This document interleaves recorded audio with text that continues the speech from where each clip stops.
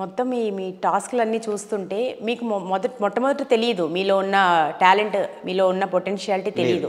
కానీ తర్వాత ఒక్కొక్కటి మీరు తెలుసుకున్నారు. సో ఇది చాలా మంది తెలుసుకోవాల్సిన విషయం. అసలు మనలో ఉన్న ఎనర్జీస్ ఏంటో మనకి తెలియదు. బట్ వన్స్ ఒకసారి ప్రాక్టీస్లో పెడితే ఎంత చేయగలం అనేది తెలుస్తుందండి. సో చాలా వెరీ ఇన్స్పైరబుల్. నిజంగా టఫెస్ట్ టాస్క్ కదా ఇది, అంత ఈజీ కాదు. అంటే ప్రాక్టీస్ చేస్తే ఎవరైనా చేయగలుగుతారు. యాక్చువల్గా నేను చేశానంటే అందరూ చేయగలుగుతారు కూడా. కాకపోతే దీనికి ఏంటంటే మళ్ళీ టైం ఫ్రేమ్ ఒకటి చూసుకోవాలి, బ్యాలెన్స్ చూసుకోవాలి అన్నీ. దాంతోపాటు మనకి ఇంజురీస్ కాకూడదు. ఈ ప్రయాణంలో చాలామంది మధ్యలో ఆగిపోతారు. ఇప్పుడు నేను ఐరన్ మ్యాన్ ఒక రోజు బికాజ్ ఆఫ్ ఇంజురీస్. కరెక్ట్. నేను ఒక ఐరన్ మ్యాన్ని ఒక రోజులో అయిందో లేక ఒక నెల 2 సంవత్సరాలు అయింది కాదు, 5 సంవత్సరాల నా యొక్క ప్రాక్టీస్ అనమాట. దాన్ని స్ట్రక్చర్ ట్రైనింగ్గా చూసుకుంటూ ముందుకెళ్తూ ఏ ఇంజురీ దేవుడి దయ వల్ల కాలేదు. కాబట్టి ఆ ఐరన్ మ్యాన్లో కజకిస్తాన్లో 2022లో ఇంటర్నేషనల్లోనే ఉంటాయి ఇవి మనకి ఐరన్ మ్యాన్స్. ఇండియాలో జరగవు ఫుల్ ఐరన్ మ్యాన్స్. చిన్న ట్రయథ్లాన్స్ జరుగుతాయి కానీ ఫుల్ ఐరన్ మ్యాన్స్ అనేది జరిగేదంతా కూడా అవుట్ ఆఫ్ కంట్రీ. అంటే కారణం ఏంటంటారు, ఎందుకని ఇండియాలో జరగవు? మేబీ వాళ్ళకు ఒక ఇది ఉండాలి, లైక్ ఒక బీచ్ ఉండాలి. ఓపెన్ వాటర్ అన్నాను first of all. So open water అంటే సముద్రంకి పక్కన మనకి కంప్లీట్గా వాళ్ళు ట్రాన్సిషన్ బైక్స్ పెట్టుకునే ఒక ఏరియా ఉండడము.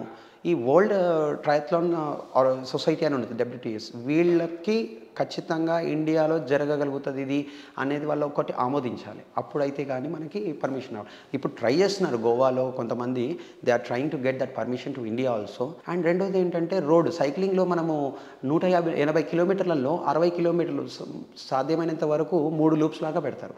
60 కిలోమీటర్స్ లూప్స్ 3 పెడతారు అనమాట. సో ఈ 60 లేదా 90 కిలోమీటర్లు 2 లూప్స్ పెడతారు. 60 కిలోమీటర్స్ వరకు ట్రాఫిక్ని మనము నియంత్రించాలి, which is not possible mostly in ఈ హైదరాబాద్ కానీ ఇండియాలో కానీ. ఒక ఐరన్ మ్యాన్ రేస్ అని చెప్పి ఇంటర్నేషనల్ అథ్లెట్స్ పిలిచి ఒక 1000 మంది అథ్లెట్స్ 60 కిలోమీటర్ల వరకు కంప్లీట్గా బ్యారికేడ్ చేసేసి ఈ రేస్ని చూడడం, రేస్కి సదుపాయాలు జరపడం అనేది నాకు తెలిసి that is where I feel like it is lacking అనమాట. బట్ ఫ్యూచర్లో మనం చూస్తామేమో, మనకు తెలియదు కదా. ఓకే, డెఫినెట్గా చూడాలని కూడా ఆశిద్దాము. మీరు ఇప్పటివరకు ఎన్ని మారథాన్స్ చేశారండి? మారథాన్ నా జర్నీ వచ్చేసి 2017 నుంచి 2017లో జరిగింది. 2018లో నా ఫస్ట్ మ్యారథాను TMM. అక్కడి నుంచి నాకు రిజిస్టర్డ్ మ్యారథాన్స్ ఒక 5-6 చేసి ఉంటాను. బట్ ప్రాక్టీస్లో నేను చాలా మ్యారథాన్స్ చేశాను. యాక్చువల్గా ఒక 10 నెలలు కంటిన్యూగా 10 మ్యారథాన్లు చేయడం జరిగింది. కోవిడ్ తర్వాత 2021లో కోవిడ్ వల్ల అందరూ కూడా కంప్లీట్గా 2020లో మనము ఇంటికి పరిమితం అయిపోయినప్పుడు కూడా నేను ఇంట్లోనే మా ఇంటి చుట్టే లేకపోతే కాంపౌండ్స్ చుట్టే నేను ఒక 10 కిలోమీటర్స్ 5 కిలోమీటర్స్ కూడా చేయడం జరిగింది.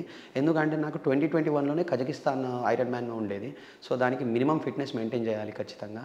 అందుకు ఆ ప్రయత్నంలో నేను చాలా మ్యారథాన్స్ చేశాను. నాకు తెలిసి ఇప్పటికీ ఒక 20-30 మ్యారథాన్స్ చేసి ఉంటాను. Okay, so full iron man ఎప్పుడు మీరు అంటే కంప్లీట్ చేశారు? నా అరంగేట్రం అనేది యాక్చువల్గా నేను రిజిస్టర్ అయింది 2020లో రిజిస్టర్ అయ్యాను దీనికి ఐరన్ మ్యాన్. నా 2019లో నా యొక్క సైక్లింగ్ జర్నీ అయిపోయిన తర్వాత స్విమ్మింగ్ నేర్చుకొని స్విమ్మింగ్ ఎక్స్పర్టైజ్ తీసుకొని అందులో నాకు కాన్ఫిడెన్స్ వచ్చి ఒక 5 కిలోమీటర్లు ఆగకుండా స్విమ్మింగ్ కొట్టగలుగుతాను, సముద్రంలో కూడా కొట్టగలుగుతాను అన్నప్పుడు నేను కజకిస్తాన్లో రిజిస్టర్ చేశాను ఐరన్ మ్యాన్. బట్ మన ఒక బ్యాడ్ లక్గా కోవిడ్ వల్ల మా కజకిస్తాన్ది క్యాన్సిల్ అయింది. సో అప్పుడు ఫిట్నెస్ బాగుంది కదా, మరి అక్కడికి వెళ్ళి అన్నెసెసరీగా అంటే రిజిస్టర్ ఇది అయిపోయింది కదా, క్యాన్సిల్ అయిపోయింది కదా అని నేను డిమోటివేట్ కాలేదు. నాకేమనిపించిందంటే సరే ఐరన్ మ్యాన్ అక్కడిక్కడ చేయడం ఎందుకు, రిజిస్టర్ అయినా బట్ ఇక్కడే చేసేద్దాము, హైదరాబాద్లోనే చేసేద్దామని చెప్పి నాది నేనే ఏంటంటే దాన్ని ఒక వన్ మ్యాన్ ఐరన్ మ్యాన్గా ఒక పరిగణించుకున్నాను దాన్ని. నేను ఒక్కడే అదే డిస్టెన్సు 4 కిలోమీటర్ల స్విమ్మింగు, 180 కిలోమీటర్ల సైక్లింగు, అక్కడి నుంచి గట్కేసర్ నుంచి సిద్దిపేట వరకు వెళ్ళి మళ్ళీ గట్కేసర్ వరకు వచ్చేసి మళ్ళీ దాని తర్వాత 42 కిలోమీటర్ల రన్నింగ్. ఆల్మోస్ట్ గట్కేసర్ నుంచి మా ఇల్లు, మేము కుషాగూడలో ఉంటాం. సో ECAలో అక్కడి వరకు వచ్చి 42 కిలోమీటర్లు అది ముగించుకొని 14 గంటల 40 నిమిషాల్లో మా ఇంటి ముందర ఫినిష్ చేశాను. అదంతా కూడా మా పేరెంట్స్, మా ఫ్యామిలీ, మా వైఫ్, పిల్లలు, నా ఫ్రెండ్స్, ఐరన్ మ్యాన్ మన హైదరాబాద్ నుంచి first time best happiest and emotional moment for me there. అందరి సమక్షంలో ఇంటి ముందరే ఐరన్ మ్యాన్ని చేసినప్పుడు ప్రతి ఒక్కళ్ళు అంటే చూడడానికి లైక్ 15 గంటల నుంచి ఒక పర్సన్ ఒక యాక్టివిటీలోనే ఉన్నాడు కంటిన్యూగా వితౌట్ స్టాపింగ్. ఈ 4 కిలోమీటర్ స్విమ్మింగ్ ఒక గంటన్నర, సైక్లింగ్ ఒక 7.5 గంటలు, రన్నింగ్ ఒక 4.5 గంటలు, ఇవన్నీ కంటిన్యూ చేసుకొని వచ్చేసేసి మళ్ళీ స్థిరంగా నిలబడగలిగితే అప్పుడు నా టెస్టింగ్ నాకే అనిపించింది అనమాట, మా పర్సీవరెన్స్కి, నా ఎండ్యూరెన్స్కి.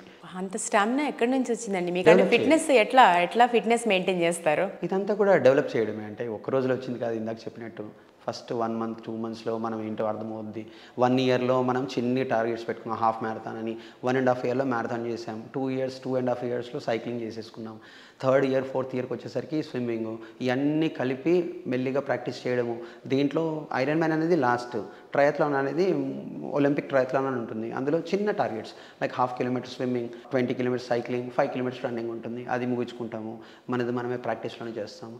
సో నేను ఎప్పుడు రిజిస్టర్ అయినా కానీ ఐరన్ మ్యాన్కి నేను ప్రాక్టీస్లోనే ఆల్మోస్ట్ 3/4 ఆఫ్ ఐరన్ మ్యాన్ చేస్తాను. సో హాఫ్ ఐరన్ మ్యాన్ కూడా అయిపోద్ది. అంటే 90 కిలోమీటర్స్ సైక్లింగ్ కానీ, 2 కిలోమీటర్స్ స్విమ్మింగ్ కానీ అలా వెళ్ళి ఒక 7-8 అవర్స్లో చేసేసుకొని ప్రాక్టీస్కి రెడీగా ఉంటాను. ఫుల్ ఐరన్ మ్యాన్ అనేది కొంచెం డిఫరెంట్ కాబట్టి ఇంకా రేస్ కోసమే అది వెయిట్ చేస్తుంటాను అనమాట. ఆ రోజే ప్రయత్నిస్తాను దాన్ని. మీరు ఒక డాక్టర్ కదా, హోమియో డాక్టర్ కదా, సో ఈ హోమియో డాక్టర్గా స్పోర్ట్స్ మ్యాన్గా ఎట్లా బ్యాలెన్స్ చేస్తారు ఈ రెండింటిని? వేటికవే చాలా డిఫికల్ట్, చాలా టైం ఇవ్వాల్సి ఉంటుంది. ఫ్యామిలీ సపోర్ట్ కూడా ఎట్లా ఉంటుందండి మీకు? ఆ విషయంలో అయితే నేను అదృష్టవంతుడని చెప్పొచ్చు. ఫ్యామిలీ వైజ్గా మా పేరెంట్స్ దగ్గర నుంచి కానీ, మా వైఫ్ కానీ, ఈ ఐరన్ మ్యాన్ అనే ఒక ప్రాక్టీస్లో చాలా వరకు డైట్ విషయంలో కానీ, లేకపోతే ఆ రేస్ రోజు లేదా ప్రాక్టీస్లో ఆల్మోస్ట్ 6-7 అవర్స్ నేను ఉన్నప్పుడు నాకు కావాల్సిన ఫ్రూట్స్ కానీ, తొందరగా గ్లూకోజ్, ఇప్పుడు మనకి గ్లూకోజ్ అంతా కూడా తగ్గిపోతూ ఉంటుంది, దాంట్లో కూడా కొంచెం ఈ ఎనర్జీ లెవెల్స్ కావాలి అంటే మా wife use to cook separate things అనమాట. తను కుక్ చేసుకొని వచ్చి she use to wait for me. నేను ఎక్కువగా ORR సర్వీస్ రోడ్స్ ఉంటాయి కదండి, గట్కేసెట్, షామీర్పేట్, ఇక్కడ ఎక్కువ ప్రాక్టీస్ చేసేవాడిని. పాపం తను ఎండలో అయినా వచ్చి అక్కడ వెయిట్ చేస్తూ నేను ఒక 10-20 కిలోమీటర్స్ సైక్లింగ్ చేసి వచ్చే లోపు నాకు కావాల్సిన ఫుడ్ కానీ, నాకు కావాల్సిన వాటర్ మిలన్స్ కానీ, లేకపోతే ఆరెంజ్ జ్యూసెస్ కానీ, లేకపోతే ఫాస్ట్ నప్ ఇవి కానీ తీసుకొని పెట్టేది. సో అట్లా సపోర్ట్ అనేది డెఫినెట్గా ఉండాలండి. అండ్ ఒక్కళ్ళు చేయడం కూడా చాలా ఇది ఉంటుంది అనమాట. అంటే మన మెంటల్ టఫ్నెస్కి అదొక ఛాలెంజ్ లాగా ఉంటుంది. కాబట్టి నా గ్రూపు మెయిన్గా హైదరాబాద్ రన్నర్స్, మా బ్రాంచ్లో ఉండే ECL రన్నర్స్ వాళ్ళు కానీ, OU రన్నర్స్, ఉస్మానియా యూనివర్సిటీలో నేను నా అరంగేట్రం స్టార్ట్ చేశాను. యాక్చువల్గా రన్నింగ్ అనేది నాకు ఇన్స్పైర్ చేసింది అంతా కూడా మా ఉస్మానియా యూనివర్సిటీ వాళ్ళు మిత్రులు. అక్కడ నుంచి నేను ఇప్పుడు మెల్లిగా కుషాయిగూడ షిఫ్ట్ అయ్యాను కాబట్టి ECL రన్నర్స్ అనేది మేము ఒకటి ఫౌండ్ చేశాము, స్థాపించి దాంట్లో ఒక 150-200 రన్నర్స్ ఇప్పుడు మెల్లిగా మా గ్రూప్ ఉంటుంది. దాంట్లో 30 మెంబర్స్ బాగా క్లోజ్గా ఉంటారు. వీళ్ళు ఎప్పుడైనా కానీ నేను ఇలా ప్రాక్టీస్ చేస్తున్నాను అన్నప్పుడు మధ్యాహ్నం అయినా ఈవినింగ్ అయినా వచ్చేసి నాకు హెల్ప్ చేయడము. సో ఒక రన్నర్కే తెలుస్తుంది కదా రన్నర్ బాధలు ఏంటో, అందుకని వాళ్ళు వచ్చి నాకు సపోర్ట్ చేయడం కానీ, ఎప్పుడన్నా నేను డిమోటివేట్ అయినా, నాకు ఎనర్జీ లెవెల్స్ తగ్గినపోయినా కానీ మోటివేట్ చేయడం కానీ, ఏ టైంకి ఏవి ఇవ్వాలి నాకు అనేది మా ఆవిడకి చెప్పేసి, సో అట్లా అందరి సపోర్ట్ ఉంటేనే అవుతుందండి. ఏదో నేను చేశానంటే ఆ గొప్పతనం అంతా ఒక్కడిది నాదే కాదు. మేబీ నా ఇన్నర్ పొటెన్షియల్ ఉంది, నాకు కేపబిలిటీ ఉంది, బట్ ఆ కేపబిలిటీని ఎగ్జాక్ట్ ఈ విధంగా అనేది ఓన్లీ విత్ గ్రూప్.